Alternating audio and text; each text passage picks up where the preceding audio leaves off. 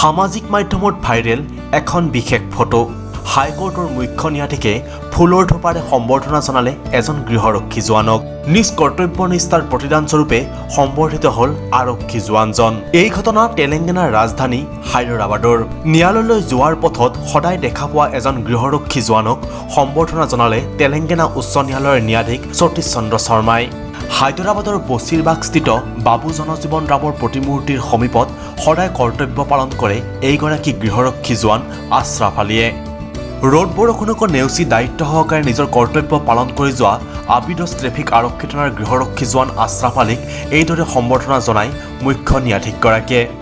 ন্যায়াধীশ সতীশ চন্দ্ৰ শৰ্মাই আশ্ৰাফ আলীক সম্বৰ্ধনা জনোৱাৰ লগতে তেওঁ কৰ্তব্যৰ প্ৰতি প্ৰদৰ্শন কৰি অহা প্ৰতিশ্ৰুতিবদ্ধতাৰ প্ৰশংসাও কৰে। এই বিশেষ মুহূৰ্তৰ ফটো টুইটাৰযোগে শ্বেয়াৰ কৰিছে ৰাজ্যখনৰ ডিজিপি এম মহেন্দ্ৰ ৰেড্ডীয়ে। টুইটাৰত তেওঁ কয়, এই সম্বৰ্ধনাই জীৱনজুৰি জোৱানজনক নিজৰ কৰ্তব্য পালনৰ ক্ষেত্ৰত বিশেষ অনুপ্ৰেৰণা যোগাব। News 6 report, news 8 north east.